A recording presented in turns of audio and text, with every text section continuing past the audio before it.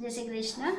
આજે હું વાનગીમાં સેવ ખમણી બનાવું છું. તો સેવ ખમણી માટેની હું તમને સામગ્રી કહું છું. ચણાની દાળ જોઈશે, એમાં 1 કપ મેં લીધો છે, અંદાજે 250 ગ્રામ જેટલી છે. મીઠું છે, દળેલી ખાંડ છે, રાઈ, લીંબુના ફૂલ, તલ, કિસમિસ, હળદર, કાજુ, હિંગ, આદુ, મરચાં અને લીમડો છે, અને 1 લીંબુ લીધું છે, અને સાથે સિંગ તેલ લીધું છે. આમાં સિંગ તેલ હોય તો વધારે સરસ લાગે, એટલે સિંગ તેલ જ વાપરવું. આપણે દાળને 6 થી 7 કલાક પહેલાં પલાળી દઈશું.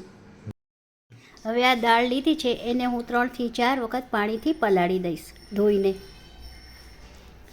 હવે પછી 5 કલાક 6 કલાક થઈ ગયા છે. હવે હું જોઈ લઉં છું, એકદમ સરસ થઈ ગઈ છે, ફૂલીને 5-6 કલાક જેવું થઈ ગયું છે. હવે હું એને મિક્સરમાં આદુ, મરચાં, હળદર, મીઠું, લીંબુ નાખીને અને થોડુંક પાણી 3 ચમચી જેટલું પાણી ઉમેરી અને પીસી લઈશ. આપણે કરકરું પીસવાનું છે, બહુ ઝીણું નથી કરવાનું. કરકરું હોય તો સરસ થશે. એમાં હું તેલ 2 ચપટી ખાવાનું મીઠું સોડા અને સ્વાદ પ્રમાણે મીઠું અને 1 લીંબુ ઉમેરીશ અને એને બરાબર મિક્સ કરીશ અને 1 ચપટી હળદર નાખીશ અને એને હું 15 મિનિટ માટે બાફવા માટે મૂકી દઈશ.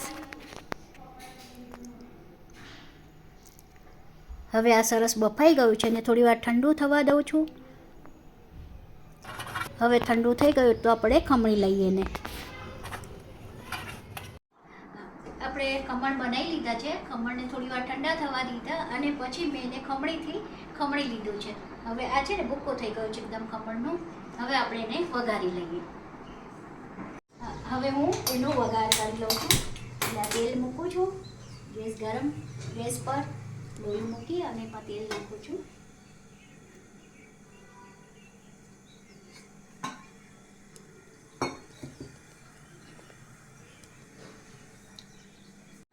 હવે હું આની અંદર લીંબુના ફૂલ નાખીશ સ્વાદ પ્રમાણે. લીંબુ તો ઓલરેડી આપણે પહેલાં નાખેલું જ છે, પણ આપણે બહાર જેવું જોઈએ તો આમાં થોડી ખટાશ જોઈએ, એટલે આપણે થોડાક લીંબુના ફૂલ આ 1/4 ચમચી નાખ્યું છે.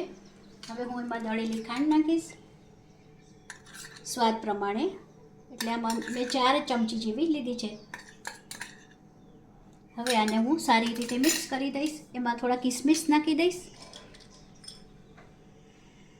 અને થોડા કાજુના ફળા, અને હવે હું એને સારી રીતે મિક્સ કરી લઈશ.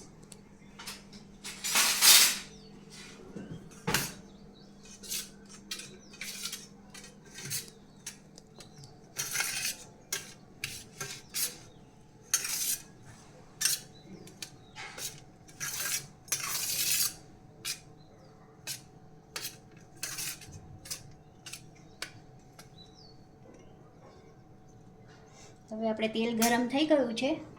તેલની અંદર રાઈ નાખશું 1 સ્પૂન,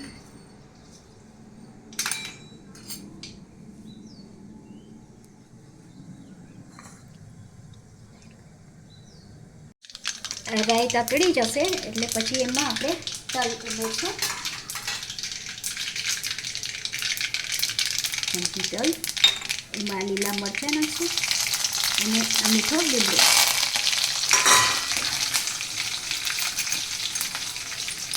પછી ગેસ બંધ અને અડધી ચમચી હિંગ નાખી છે. હવે વઘાર થઈ ગયો છે તો પછી આપણે વઘારને આની અંદર જ રેડી દઈશું.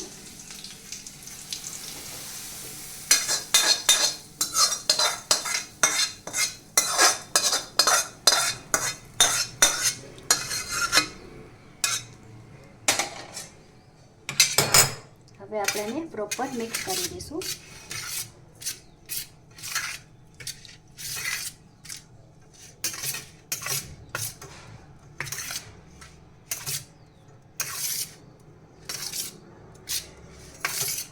આપણી સેવ ખમણી તૈયાર છે. હવે આને ગાર્નિશ માટે દાડમના દાણા, ઉપર થોડા કાજુ, કિસમિસ અને લીલા દાણા એનાથી ગાર્નિશ કરશું અને લીલું કોપરું છીણીને નાખશું અને ફુદીના આદુની ચટણી સાથે સર્વ કરશું.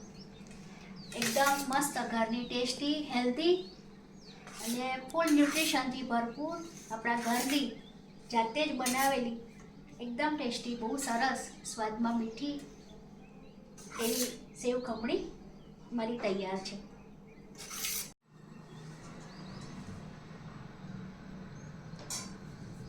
હવે માસ્ટર શેફ આને ટેસ્ટ કરી અને એનું રિવ્યુ કરશે. કેવું બન્યું છે? કેવું બરાબર બન્યું છે સેવ ખમણી? ટેસ્ટમાં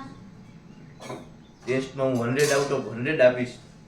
શું લાજવાબ ટેસ્ટ છે, એકદમ બાર જેવો.